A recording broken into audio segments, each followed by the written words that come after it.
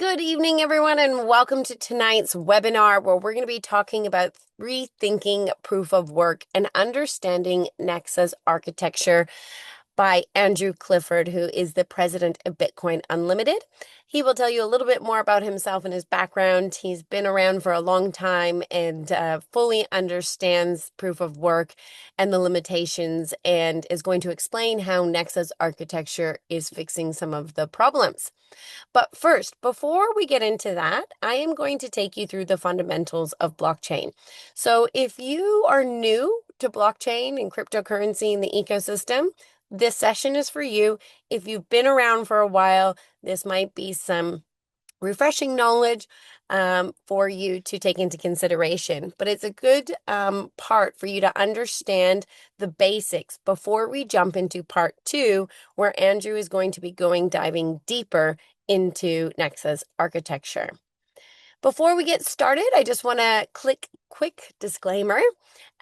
This is for educational purposes only. We are not providing any financial advice. This is always recommended that you do your own research, and we always record our content and then we share it inside the Education Hub. So for those of you who have not had a chance to meet me, my name is Danielle Marie. I'm the founder of Revolver, which is an education and mentorship platform for focused specifically for women. And I'm the founder of All Things Blockchain, which is a nonprofit organization that we founded back in November 2020. And I have been a crypto and blockchain educator for over 5+ years. If we have not connected already, you can go ahead and scan that QR code. I'd love to connect with you and see how I can support you on your journey. As I mentioned, we have the Education Hub. If you have not signed up already, it's 100% free and it is powered by our amazing sponsors. Nexa is one of our sponsors. And we have different courses in there that you can take, from RWA, DeFi Basics, Crypto Essentials, and soon we'll have the Nexa Basics. And we are bringing Build on Nexa in the near future. So always new content being added into the Education Hub. So you can go ahead and join the Education Hub 100% free. We will be taking questions and answers. So as we go through, if you have a question, go ahead and pop it into the chat, and we will 100% make sure that we go through those questions for you at the end of the session. Let's jump into part 1 of the fundamentals of blockchain technology. Why understanding the fundamentals matter. Before we jump into part 2, where we're going to dive into the architecture of Nexa.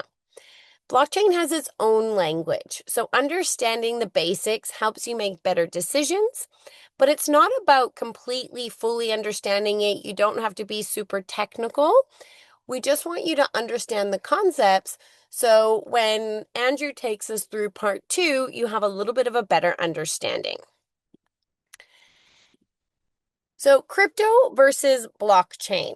So for those of you that are new to the ecosystem, a lot of people, when they think of crypto or they hear blockchain, they think crypto. They don't understand that cryptocurrency is actually a digital currency that is used to secure the transaction on top of the blockchain network. So a blockchain network, which also stands, is a decentralized digital ledger, so DLT. And there's different types of DLT, and we're not going to unpack that in today's session, but we are going to talk about blockchain. So blockchain is the network, and it uses these things called consensus mechanisms, which we'll unpack shortly, to create these secure and immutable records. Cryptocurrency is just built on top of the blockchain. So what is blockchain? Now, we don't have enough time to unpack it in depth. We have some other short courses where I go into a lot more detail. So if you are new to the industry, you might still be wanting to understand it on a deeper level. So you can go and check out those videos. But I do want to just paint the picture for anybody that is new. So I like to think of blockchain as a way that we store data, and it creates these immutable records. Immutable just means that it can never be tampered with or altered with. Then it creates new flows of value. We talk about this in the diploma of blockchain and how it creates and delivers new flows of value. and it creates these trustless transactions. Now, we use something called smart contracts where we remove the middleman to be able to create these trustless transactions, and it is fully transparent. All public blockchains are available for anybody to go on and see the transactions that are on that particular blockchain. So, how does it work? It's a very in-depth question to answer, but at a very high level, you'll have a chain, and every chain will have a genesis block. So you'll see here in the picture, the previous hash is 0. And then in the next block, it is got the previous hash, and then it has a new hash. Now, these hashes are like a digital fingerprint, and it creates this very long chain, which ultimately becomes very difficult to tamper with. And with proof of work, it needs a lot of computational power to be able to hack the chain, if we want to say it in very kind of simple words. Now, for those of you that are new to blockchain, you're probably like, okay, what she's saying doesn't make sense. As I mentioned earlier, if you want to learn it more on an in-depth level, and I just noticed a typo in blockchain, you can go and watch the Web3 basics, and I go into a lot deeper of what is blockchain. So what goes inside of a block? Every block has a timestamp. Then we add the data. So whatever data is being recorded, then it is given a hash. So that's like the unique fingerprint for that particular block itself.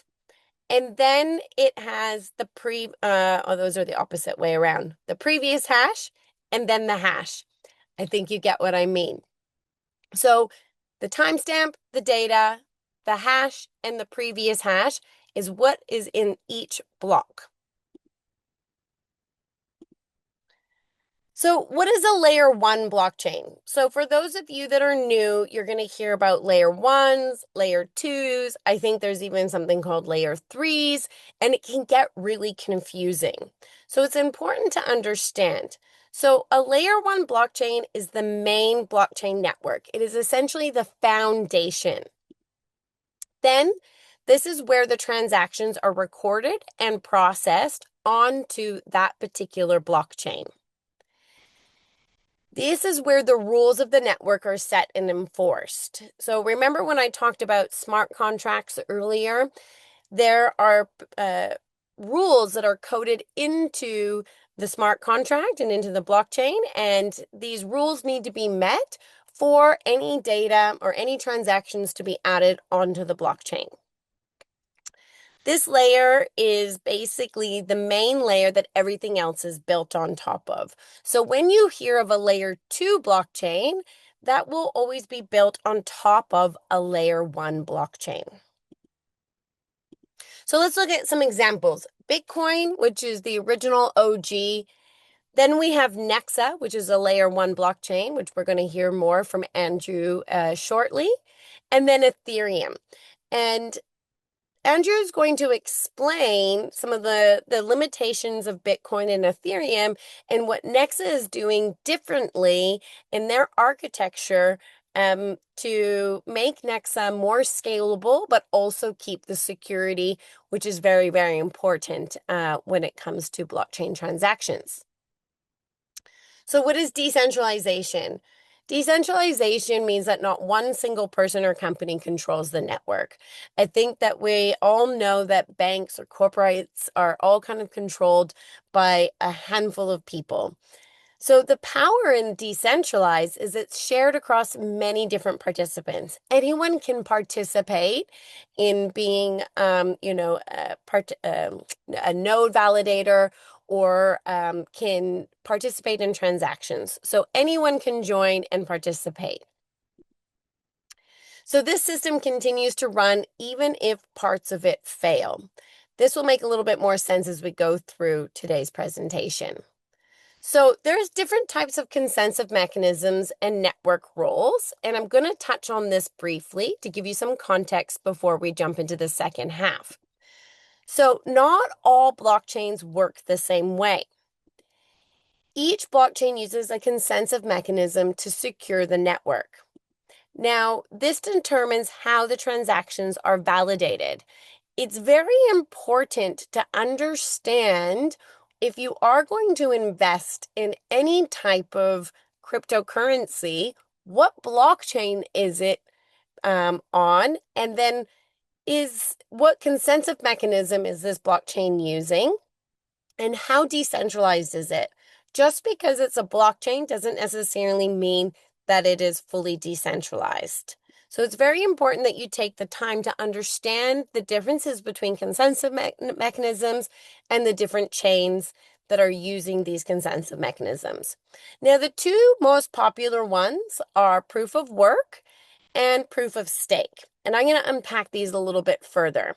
Now, there's some chains that use a combination of both, and there's some chains that use completely different mechanisms, which we're not going to touch on today because we don't have the time to go through all of them.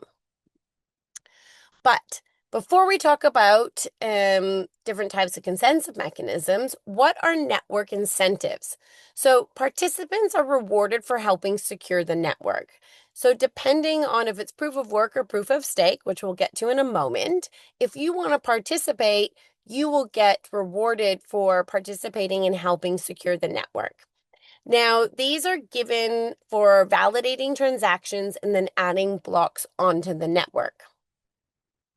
Incentives are designed to encourage honest behavior, and the more participants, the stronger and more secure the network.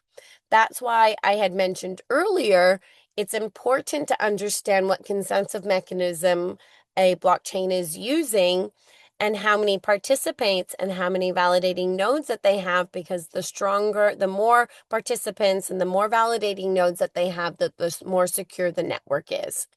So these rewards keep the network running without having a central point of authority.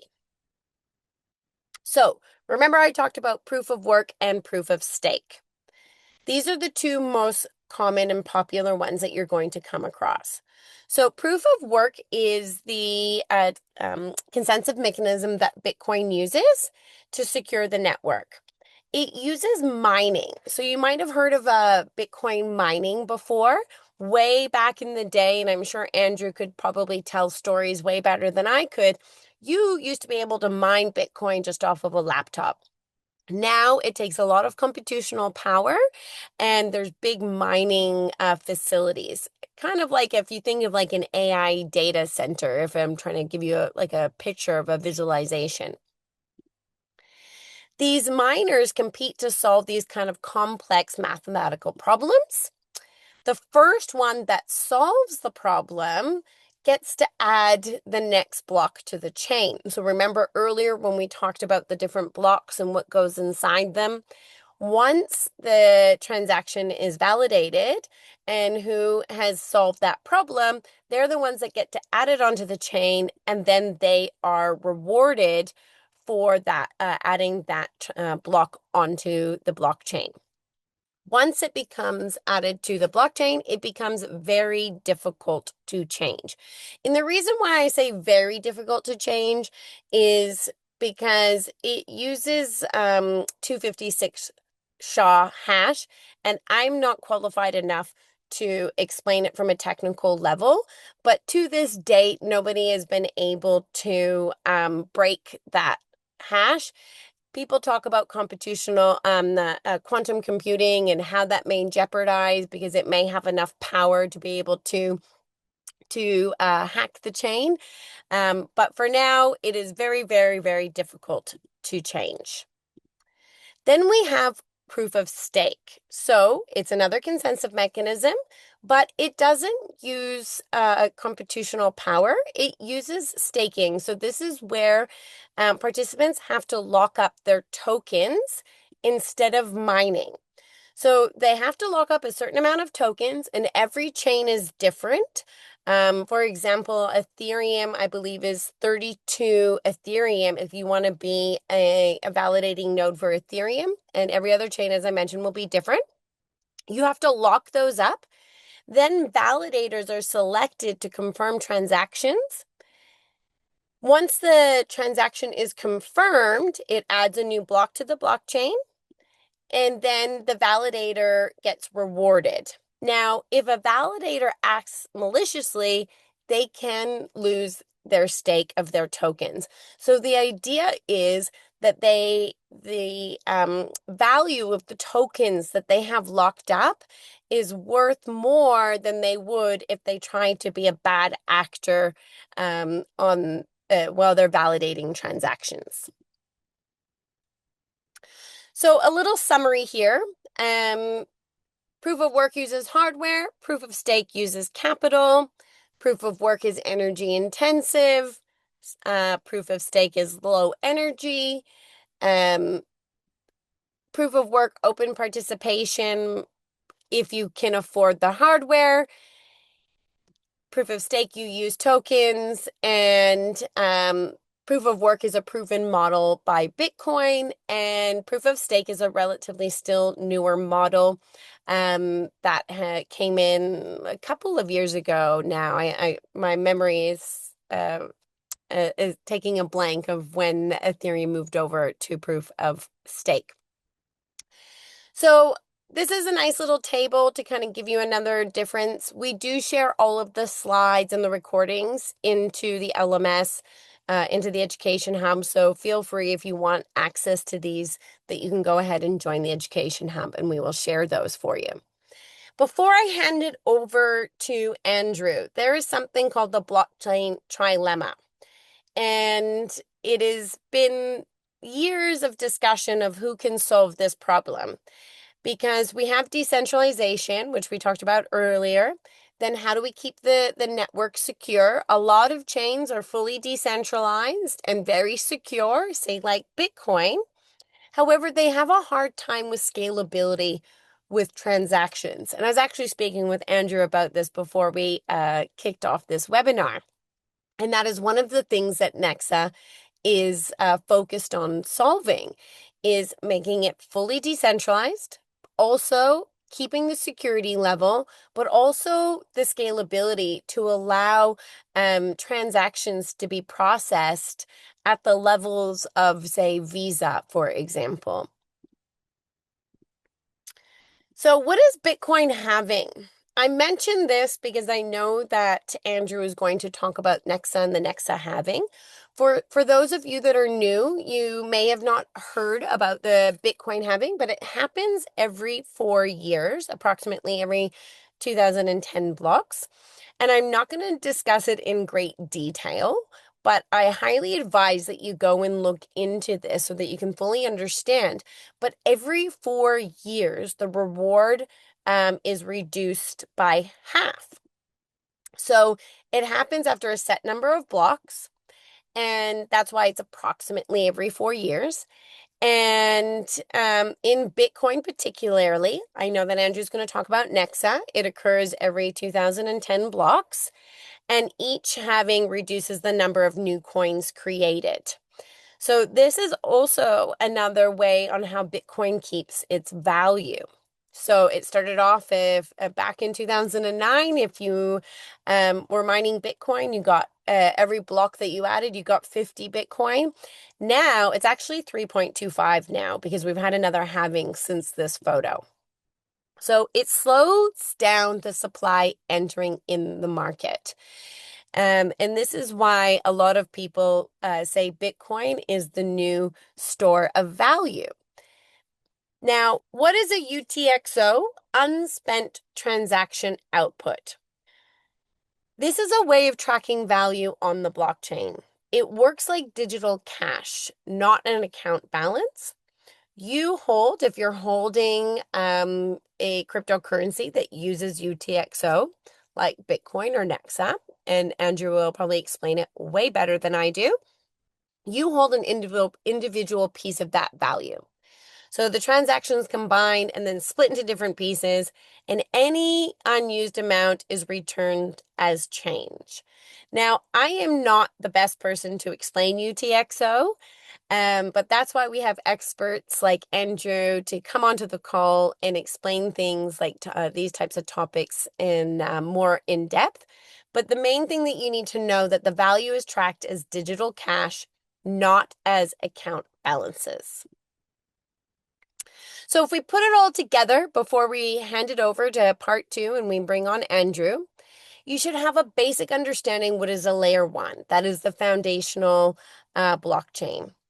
Different blockchains have to use different consensus mechanisms. For example, proof of work or proof of stake.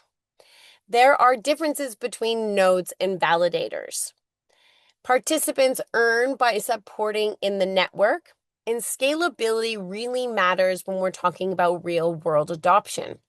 The reason why Bitcoin is kind of referred to more as a store of value or, digital gold is because it's not scalable to use for everyday transactions. But a lot of the other chains, I'm not going to mention any names, that claim that they, are scalable and they can do X amount of transactions per second. If you go and look into their consensus mechanisms, they are not very secure. They may only have one client node. They may not have very many validating nodes. So it's really important. This is where your own research and knowledge is so important before you start investing in any type of tokens, or if you're looking at building an application, if you have a business idea, it's really important that you understand the chain that you're building on or investing in, what consensus mechanism that they're using, how many validating nodes do they have, how decentralized is the chain, because your investment or your business is dependent on the longevity and sustainability of that chain. So I hope that that kind of gave you a good foundation of knowledge before we hand it over to Andrew.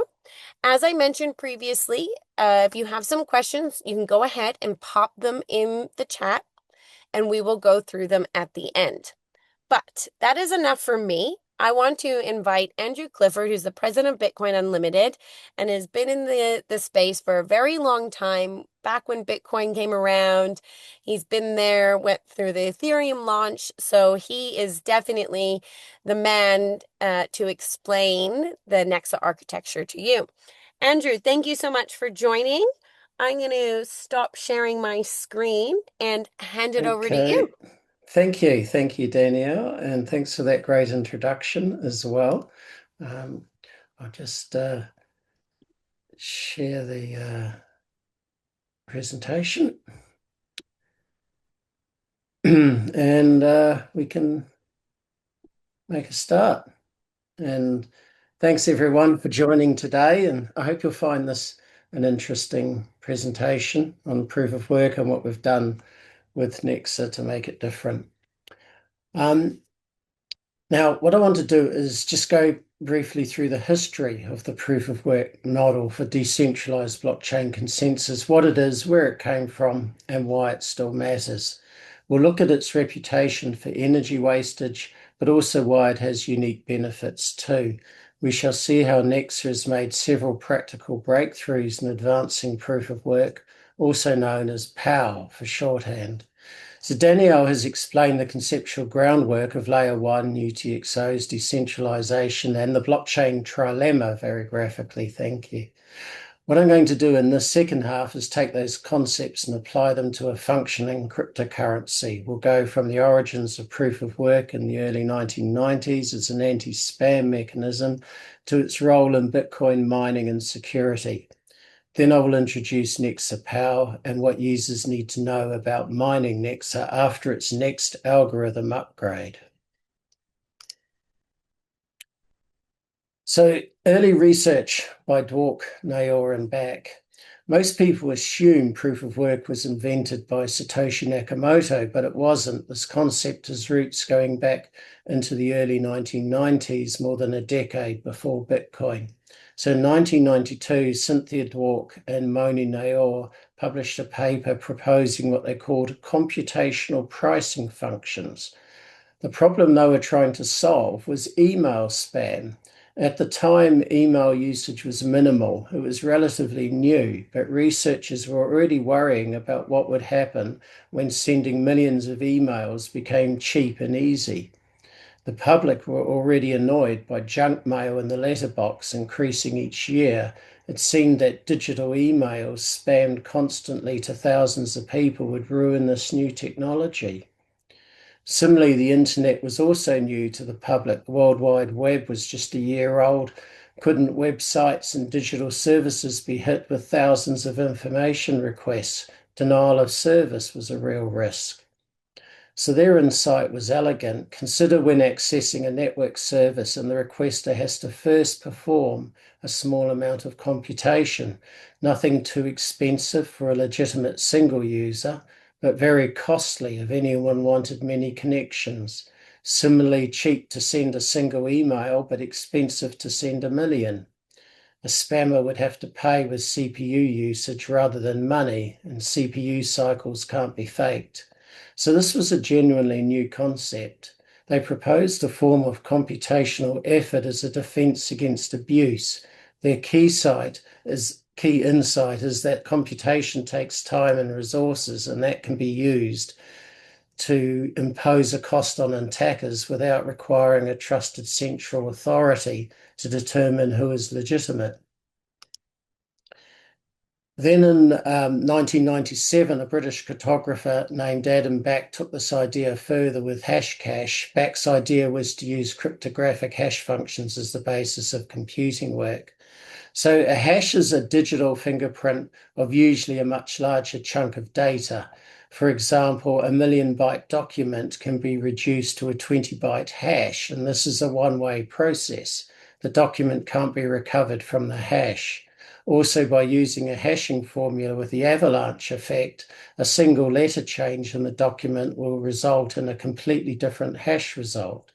This means a document or any data could be hashed many times, provided there is a small irrelevant change called a nonce. The resulting hash can be checked against a target.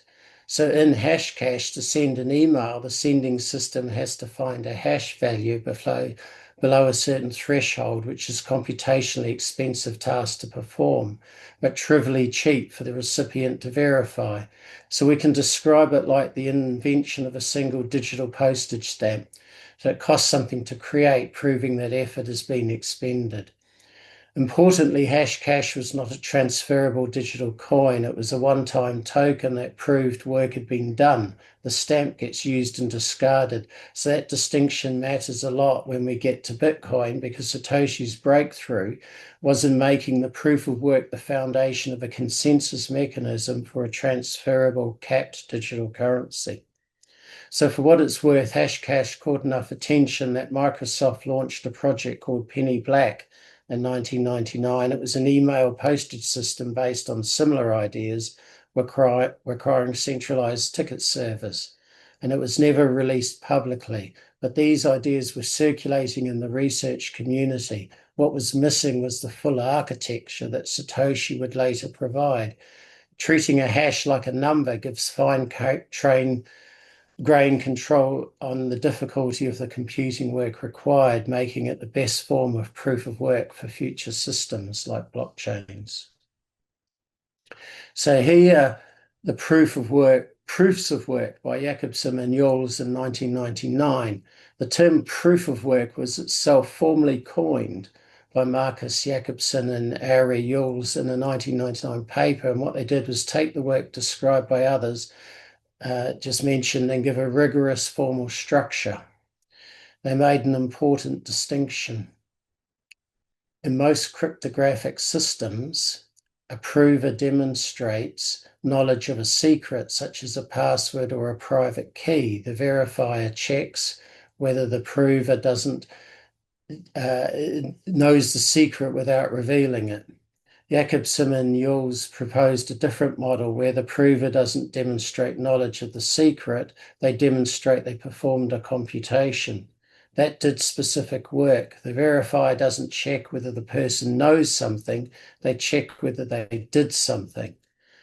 So this is a simple and profound shift. Knowledge can potentially be stolen, shared, or guessed. Computation, in contrast, has to actually happen with real time and real resources. No one can fake a new calculation, without actually doing it first, because the nonce changes all the time. Every hash calculation is different. So the two-party model they described, a prover and a verifier, is the basic architecture that underlines every proof of work system seen today, including Bitcoin and Nexa. When a miner submits a block, they're playing the role of the prover. Every full node on the network plays the role of the verifier, independently checking that work was done correctly without trusting the miner. So the requirements for proof of work for a blockchain. Advancing from hash cache to blockchain consensus is a complex task. There are a number of important elements that proof of work needs to have for it to work within a decentralized blockchain. The first requirement is that as global computation grows, there must always be more work to do. So Bitcoin's difficulty adjustment handles this. As more miners join and the network's total hash rate increases, the target difficulty increases too, so that blocks are still produced approximately every 10 minutes. If the difficulty didn't adjust upward, more miners would just mean faster blocks, which would break the security model. So secondly, the difficulty of the work must be able to vary up and down dynamically. Difficulty can't only ratchet upward. Sometimes miners leave the network, reducing the hash rate. Difficulty must come down so that blocks continue to be produced, averaging the required time interval. This flexibility is essential for a viable network. And third, miners must compete, not cooperate. So this is the opposite of how most scientific distributed computing works. In something like folding at home, where volunteers donate CPU time to fold proteins, all the computers work together on the same problem. In proof of work mining, every miner is racing against every other miner doing different hashing computations. Cooperation would allow collusion, however. It is competition that makes the system trustless. Even hashes submitting shares to the same pool will compete between each other. And fourth, there must be asymmetry between proving and verifying. The miner must expend significant resources finding a hash within target. The node verifying that hash must be able to do so almost instantly. If verification were as hard as mining, the whole network would grind to a halt. And then fifth, miners cannot pre-compute and store solutions. So each proof of work challenge is tied to the current block, which has the previous block hash, the timestamp, and transaction data, as previously mentioned. That makes the problem unique every time, so it is not possible to build a library of pre-calculated answers. And sixth, more hardware should proportionally mean more output. This is what makes proof of work fair in the game theoretic sense. A miner's share of block reward should be proportional to its share of the total hash rate averaged over time, so there should be no shortcut. Satoshi Nakamoto was the first to achieve all six of these elements simultaneously in Bitcoin. Each one of them had been identified in prior work, but nobody had managed to assemble them into a coherent working system before 2008. So the key benefit of proof of work over proof of stake is fair distribution. So why use proof of work at all when proof of stake exists? Proof of stake is far more energy efficient, the argument goes, and major networks have moved to proof of stake, such as Ethereum in 2018, or 2022 actually, was started with it. The most important answer is one that's easy to overlook. The proof of work drives fairer distribution, which proof of stake fundamentally cannot. When Nexa launched, there was no pre-mine or allocation or venture capital funds or founding team carve-out. Every single unit of Nexa in circulation today was earned by someone doing computational work on the network right from the Genesis block. So this is what a fair launch means in practice. Bitcoin has the same property. Satoshi famously mined the early blocks alongside anyone else who wanted to run the software. So the supply entered circulation through public participation, not through any boardroom or backroom decisions. So proof of stake can't deliver this. by definition, in a proof of stake system, users earn rewards into proportion of how much the currency they already hold that they're staking. This means that founders, investors, and early insiders holding coins at launch earn the most from the system starting at day one. So proof of stake can be designed fairly, but it cannot make an initial distribution fair through the protocol mechanisms alone. So proof of stake is best adopted after most of the supply has already been distributed through mining, when the initial allocation is less allocation questions less acute. And the future of Nexa may be in 10, 20, 25 years' time. It may well be a proof of stake system as well, or a hybrid system. So that isn't ruled out. So the fixed supply and emission curve. So like Bitcoin, Nexa has a fixed total supply. There will never be more than the predetermined 21 trillion Nex coins. Like Bitcoin, they enter circulation through the block rewards. And after every 4 years, the block reward halves, which you also heard about just a moment earlier from Danielle. The rate at which new coins enter circulation slows by half and then repeatedly afterwards. The total supply approaches its cap but never exceeds it. So this creates what can be called a deflationary arc. It's not in the sense that the currency deflates in purchasing power necessarily, but in the sense that the issuance rate is mathematically guaranteed to decrease. And critically, no central authority manages this. No committee decides whether to print more or less. The schedule is encoded in the protocol, and changing it would require consensus across the entire network. So, what halvings mean for incentives? Halvings are not just a supply mechanic, they restructure the incentive landscape of the network over time. And the understanding of this is important to those who are thinking about mining. The killer application for cryptocurrency is money, and successful money requires natural scarcity. So gold is valuable in part because there isn't very much of it, and finding more requires real work. Bitcoin and Nexa reproduce this property in a digital setting, and halvings are the mechanism through which that scarcity increases over time as the protocol matures. So early holders, whether they're miners, early buyers, or node operators, participate during the period of highest issuance. There are more tokens available, but the network is less proven. Over time, the supply tightens. If adoption grows, each token represents a larger share of a more established network. So that's the trade-off that halvings encode. For miners specifically, the early phase of the network is also most profitable in terms of block rewards. They're being compensated well for providing security during the period when the network needs it most, when it's young and still establishing its hash rate and attack resistance. Over time, as block rewards decline, the network must sustain miners through transaction fees. So this is a deliberate transition designed into the economics from the start of the launch of the network. Any talk about proof of work must consider the issue of its energy consumption. And its most common criticism about this consensus model for blockchain security. So Bitcoin security relies on real world energy expenditure, and obviously Nexa does as well. Every hash, every terahash per second on these networks represents actual electricity being consumed by actual hardware. So that's precisely what makes attacking these networks more costly.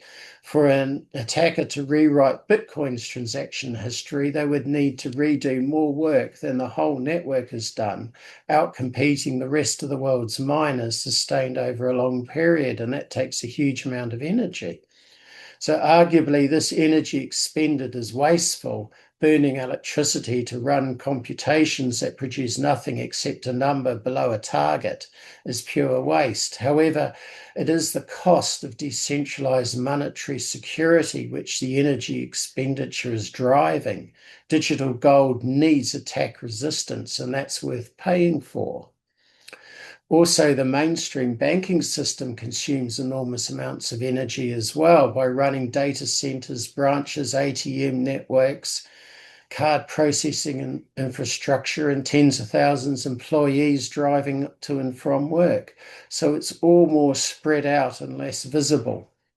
Around 2013 to 14, as Bitcoin's energy footprint became more apparent, blockchain engineers began exploring an alternative. What if the proof of work computation could itself be useful for solving scientific problems?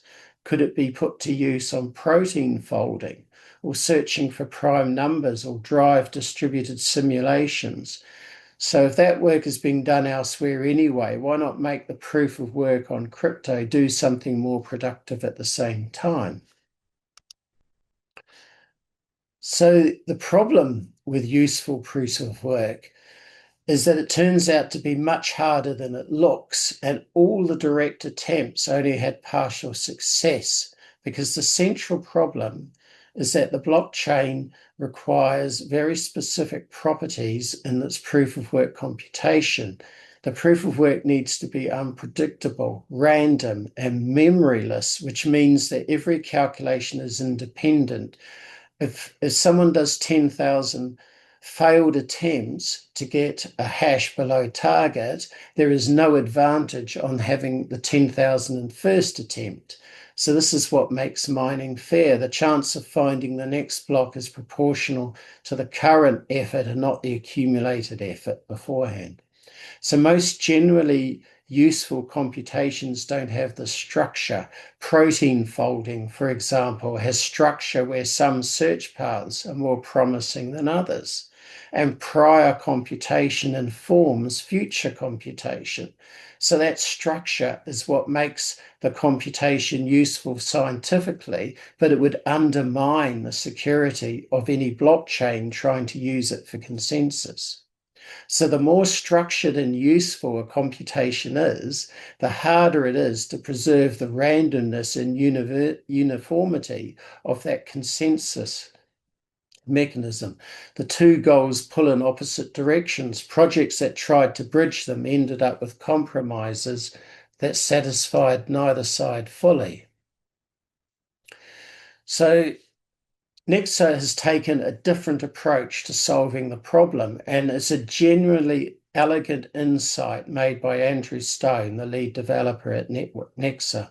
So rather than trying to make the proof of work computation itself directly useful, Nexa PoW version 2 makes the hardware useful for other participants in the ecosystem. This is an indirect, useful proof of work, and it sidesteps the fundamental problems with directly using proof of work for another purpose. So Nexa PoW algorithm requires that miners perform Schnorr signature verifications as part of the computation. Importantly, Schnorr signature verification is one of the major computational overheads in the mining and in the running of full blockchain nodes for all users, including the non-miners. So every transaction on the network requires signature verification to validate what was sent to it. So the full nodes do this constantly. The insight is that FPGA hardware capable of performing Schnorr signature verification efficiently for mining purposes can also be reused by non-miners to accelerate their node operations. So the mining ecosystem, as it develops, produces hardware that has genuine utility to the broader network, not just for the miners themselves. And non-miners will eventually be able to purchase or reuse FPGA hardware that was developed primarily for mining and use it to run faster and cheaper nodes. This is a novel security to the solution of the useful proof of work problem. Instead of making the computation useful, make the hardware outside of mining useful. The computation can retain the random memoryless memoryless properties it needs for consensus, while the physical hardware investment produces wider value for the whole ecosystem. So there is the known challenge in blockchain technology, which you heard earlier, the trilemma, because it requires achieving three opposing objectives. It's very difficult to simultaneously optimize a blockchain for security, scalability, and decentralization. Usually, maximizing two of these means making sacrifices on the third. So Bitcoin's design prioritizes security and decentralization. Running a Bitcoin node is something ordinary people can do, and attacking the Bitcoin network is extremely expensive. The trade-off is scalability, deliberately leaving Bitcoin's on-chain layer one throughput very limited, about 7 transactions a second. The scaling solution Bitcoin has pursued for layer two, the Lightning Network and the side chains, they move transactions off the main chain. So this is a reasonable engineering choice, but it has a serious drawback. The transaction fees that should flow to miners and replace the decreasing block rewards are diverted to non-mining owners of the secondary layers. So this weakens the long-term incentive for miners on the base chain. So Nexa utilizes a different protocol level choices. The goal is to pursue all three of the trilemma properties simultaneously. So here the indirect useful proof of work actually supports this because miners develop and deploy the FPGA hardware. They're capable of efficient signature verification, and that hardware can be redeployed by non-mining ordinary user and business nodes. It makes nodes cheaper and faster to run, even at high volumes. So this directly supports decentralization. And because the base layer is designed for high throughput and low fees rather than constrained throughput, scalability is a property of layer one itself rather than something bolted on via secondary infrastructure. So whether this fully resolves the trilemma is a fair question, but the key point is that Nexa's design elements are carefully considered for the long term. So a truly decentralized blockchain system must be self-funding through new coins or user fees. Bitcoin's fees are variable and become quite high during periods of network congestion, and some people have paid $50 or $100 for transactions when the network's busy, and at other times 5, 10, 20 cents. So they're very variable, and this is a deliberate design choice. Although Satoshi envisaged that as the block rewards decline, the high fees would sustain the mining incentive. But he was the one who put in the temporary 1 megabyte limit, which has constrained the capacity, and that has remained in place still today. And therefore, what he actually wrote in the paper, it's not possible to achieve. So Nexa's design intent is that the base layer itself should be capable of handling high volumes of transactions cheaply. Very low fees and high throughput are layer one properties, not things users access by using secondary infrastructure. The goal is that someone making a small payment, like buying a coffee or sending money to a friend, can do so directly on chain, quickly and cheaply, without needing to understand or interact with any additional layers or secondary apps. So this is a different philosophical position about what a blockchain should be. Bitcoin's often described as a settlement layer, but many consider it a foundation for high volume transactions and base for secondary layers. But where is the funding for the Bitcoin security going to come from as the block reward keeps declining? But however, Nexa is designed to be useful for everyday transactions directly. And as volumes eventually may climb, then there'll be more fees for the miners to replace the falling block rewards. That's the long-term plan. So what's required to run an Nexa full node? What does it actually mean to run a full node? So a node is software that is downloaded from nexa.org, and it maintains a full copy of the blockchain and independently validates every transaction and every block against the protocol's consensus rules. So it doesn't trust anyone else's copy of the blockchain state and makes its own conclusion directly from the raw data. This independence is the core of what decentralization means in practice.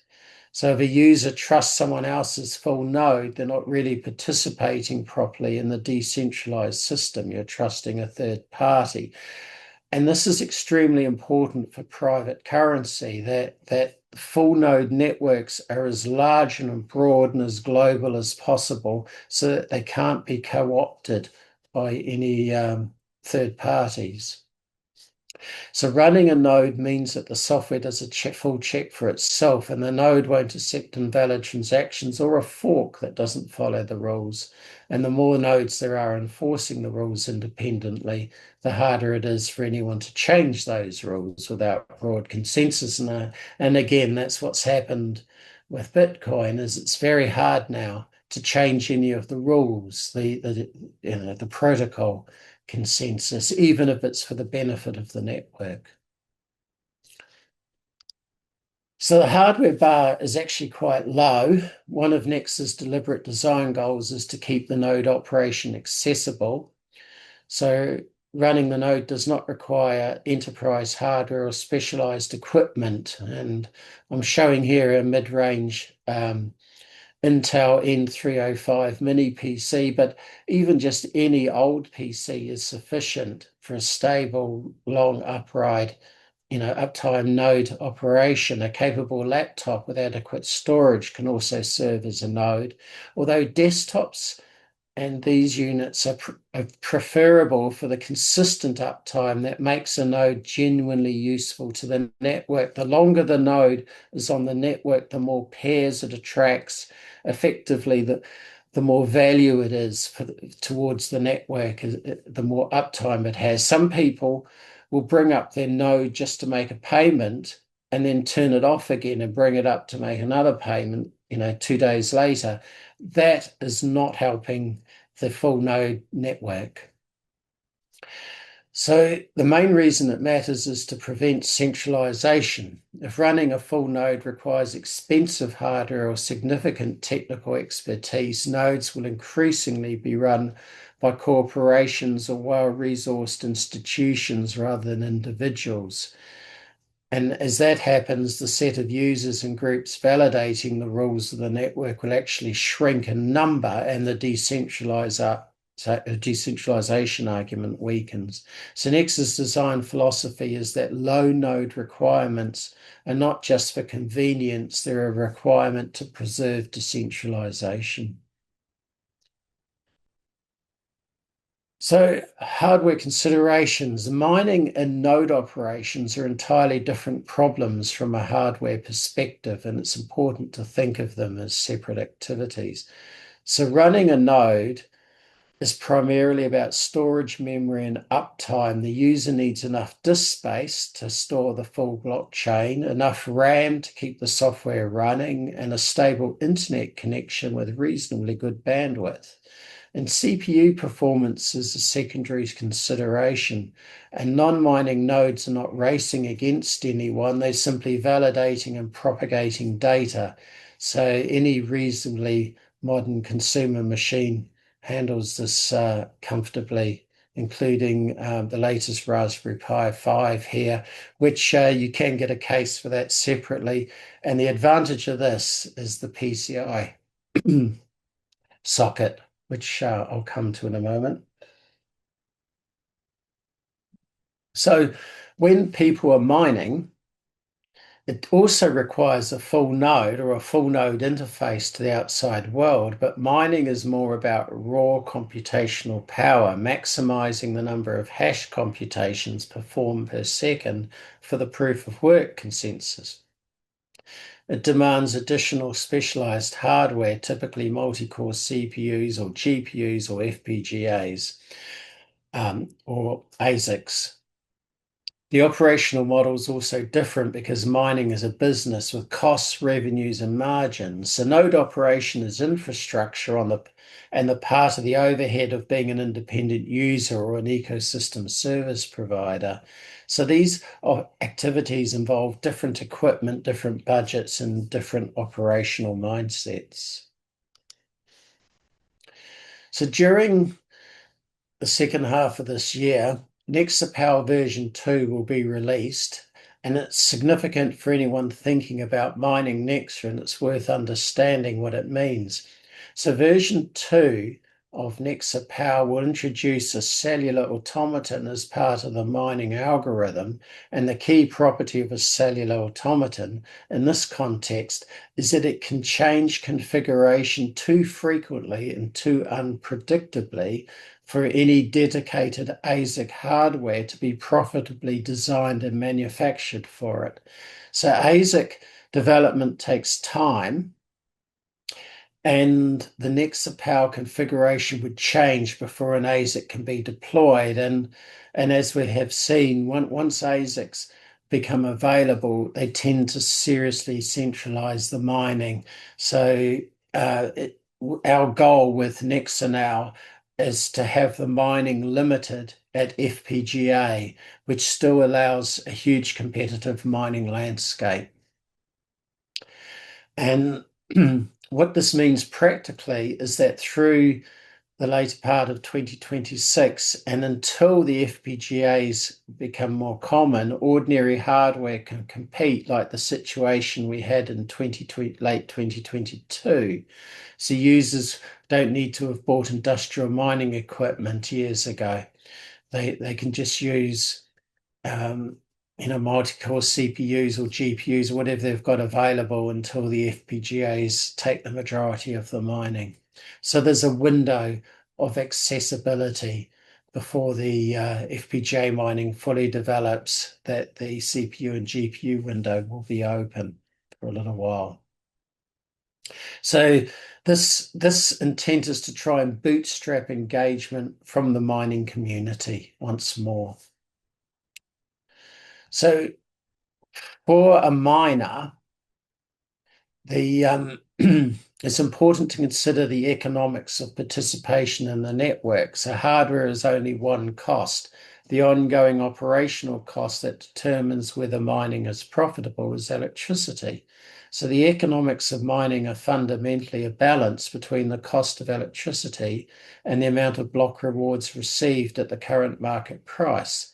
So this calculation varies enormously by location. Someone with access to cheap renewable energy, such as hydroelectric, excess natural gas production, or solar panels on a sunny location will operate in a completely different economic environment to someone paying retail electricity rates in a high-cost market.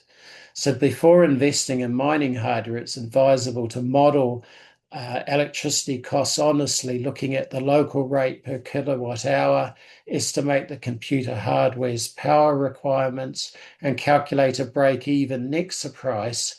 And don't assume the price will move in the current trend, as that becomes a speculative factor. So for node operators, the key operational variables are bandwidth and uptime. A node that is frequently offline with limited bandwidth contributes little to the network. Nodes earn their value through consistent availability, and the more reliably a node is online, the more useful it is to the network as a whole. A node operation doesn't require expensive hardware, but it does require attention to uptime. So the real message is that participation has costs, and it's best to model them before committing as to what you do, and separate out the potential upside of holding Nexa tokens with the economics of actively mining. So how earning Nexa works is to repeat from earlier. The miners earn Nexa in two ways. The first is the block rewards, the newly issued tokens that are created with each block, and we've just had a halving 2 months ago, and they're awarded to the miner who found the block hash that met target. So this is the primary revenue stream in the early life of the network when issuance is high. And the second is transaction fees, where amounts are paid by users whose transactions are included in the block.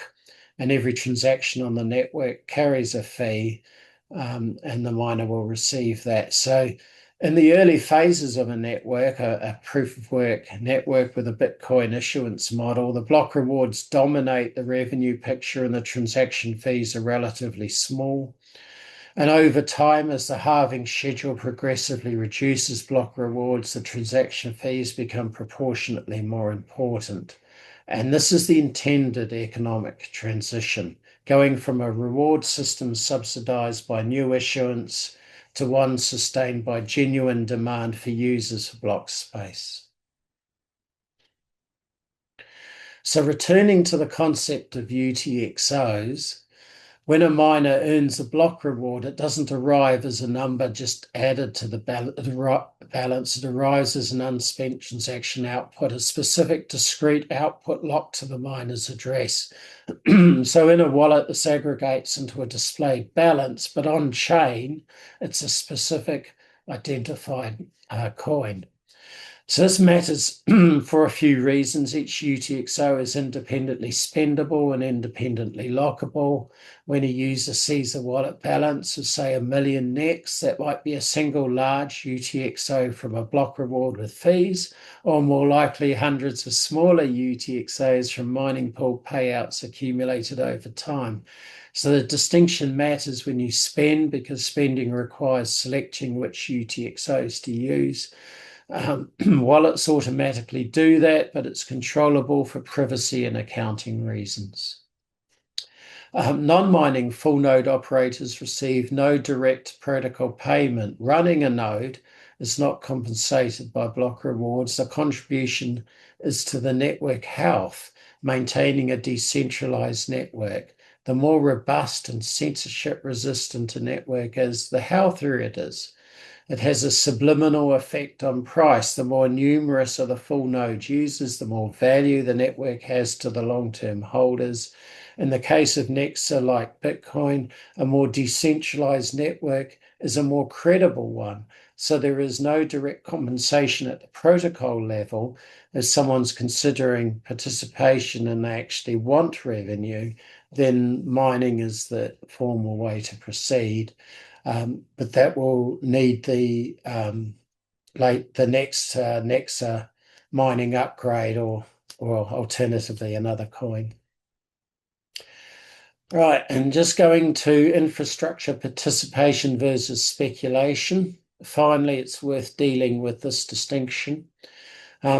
Speculation means acquiring a crypto, or in this case, Nexa, and the expectation that the market price will rise. People are making a bet on the price appreciation and their returns based on what someone else is willing to pay at a future date.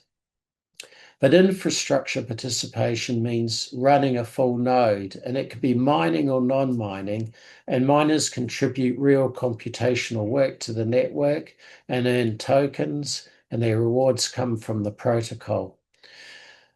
And non-miners strengthen the network, and that indirectly benefits holders and ecosystem businesses and users, because they have a more robust network where funds are trusted. So running a non-mining node and holding is basically a speculative activity, but there's reasons for that speculation. There's logic to it. And these two activities are not in conflict, and some participants do both, but they carry quite different risk profiles and require different commitments. And speculation requires capital tolerance for volatility. Infrastructure participation requires capital and hardware and electricity, and an operational equipment commitment for uptime maintenance, and requires some technical knowledge. The return profile is different as well, because an infrastructure participant earns coins continuously as long as they operate, independent of the market price on a given day. They're exposed to the price when they eventually convert, but the earning itself is consensus driven, not speculative.